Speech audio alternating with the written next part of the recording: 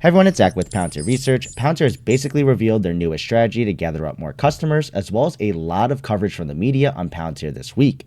So looking at the stock briefly first, Palantir closes only a small percentage down, basically flat for the week. Now we're still holding into the low 20s range, around 22, so we'll continue to monitor to see how this plays out. Then we start off with a long opinion piece by Shyam Sankar, Palantir CTO, called The Primacy of Winning. It's definitely a long read here, just a heads up, but gives a lot of insight into the past and current culture of Palantir, as well as an interesting story of not offering a 1000x engineer position because they weren't mission driven. But more importantly, this led to the culture of lower salaries but higher equity, aka stock-based compensation, which we see a lot of today. So it definitely will be polarizing, especially if you take it from an owner-investor perspective versus an employee themselves.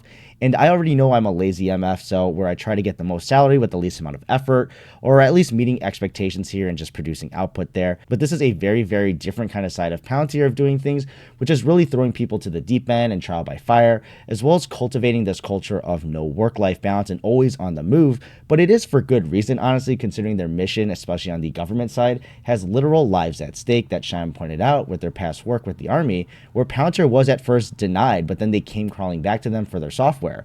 So the TLDR is all they care about is winning, and you got to be a special person to thrive in this environment if you want to do something big and powerful like Palantir.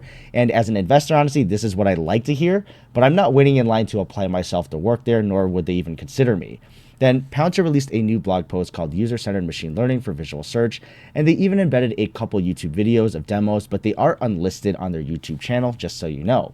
But basically it goes over the workflow here to get end users adapting to customer vision capabilities. And this is all on top of the etology, of course, where their visual search example identifies buildings and vehicles during conflicts. The big emphasis on the blog post is the flexibility allowed for users who can interact with the training process in a user-friendly way. And that's providing images or reviewing pixels themselves and identifying objects, which in turn creates a feedback loop for the whole workflow. So it's very, very powerful stuff if you have time to go over the blog post here.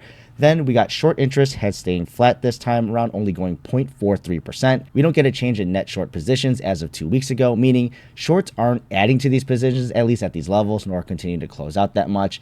And with around 4% of the float shorted, it's not that significant to mean any huge negativity around the stock for now, in my opinion. Then we also got Kathy Wood. She did some shopping this week and picked up Palantir on a few days.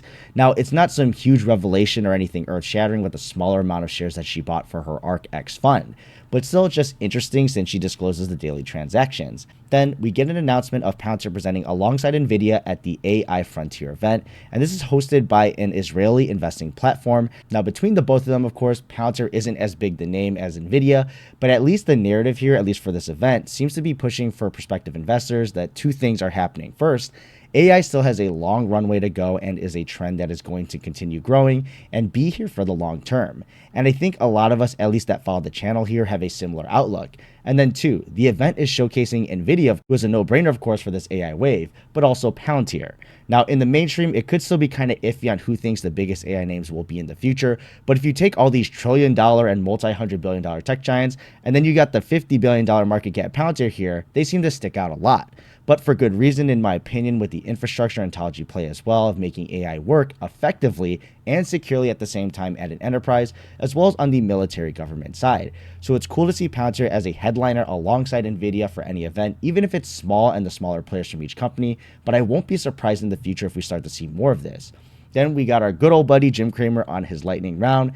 Now, he gets Palantir questions from time to time, and I must warn you, I pay no attention or take any of his thoughts into consideration for myself. But what caught a lot of attention, at least from the media, was the specific price points he gave, saying he likes Palantir, of course, and says he could see it going to $28 from $22.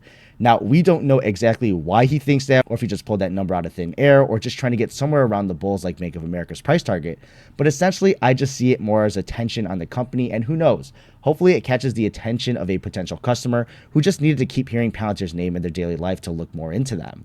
Then we got Keith Fitzgerald as well, our good old $50 Palantir bull. Now, he was interviewed once again on Fox Business and really was focused on the interest rate environment and the effect of the Fed. So with rate cuts at least not seeming to be in the cards in the near future, that hurts growth stocks a lot, like Palantir, whose price multiple relies on investors calculating their risk-free rate of return versus the potential growth of Palantir and those future dollars, as well as where they can invest it in better places. Now, in the title itself, essentially Keith is all good with picking up shares if panic selling occurs and an opportunity arises. Palantir, of course, is one of the stocks he looks out for and talks about a lot. So I know everyone is always giving an answer to buy more, hold, sell. So just do what's best for yourself. But it's interesting to see what Keith does for himself. Then this week, we seem to be getting a better hold on Palantir's strategy, at least in the short term when it comes to AIP and the AIP Now platform. We already saw from AIPCon the AIP Now use cases. And this week, they hosted Lowe's webinar on their customer service engine. Now, the significance of this showing their strategy is that they're trying to hammer down on more client showcases outside of just AIPCon. Lowe's is a highly recognized name for both enterprises as well as consumers, and being able to share their 75% reduction on overdue tasks, as well as the scaling to 1,000 plus users in a short amount of time, shows not only the value, but the speed to it. And then later into the week as well, the Palantir developers website also released a new demo on the PG&E's public safety power shutoff planning. This was actually a use case from a previous AIPCon from PG&E. Now, right after releasing this demo as well, Palantir started getting the word out that PGE's webinar will be taking place next week on April 18th. Now, once is something to note, of course, which we saw with Lowe's, but twice in a row is obviously intentional. So maybe they'll keep the ball rolling and trying to get a new customer here to present each week or every few weeks, at least in a webinar format. Now, in my own opinion, we still have to see if this is working, but we do see over the longer term here, if this becomes a trend, then knowing Palantir's management style, they obviously double down on the things that work and just stop the things that don't. So I'd assume it's benefiting the company then if they keep on doing it. So I'll continue to keep a lookout, and maybe with earnings coming around next month, we may get more clarity around this as a real strategy or something that they've solidified down, or even if it's off the cuff mention about how these webinars are performing, as well as how AIP Now is doing, at least in the early stages of being released. But let me know your thoughts below, and I'll see you in the next video.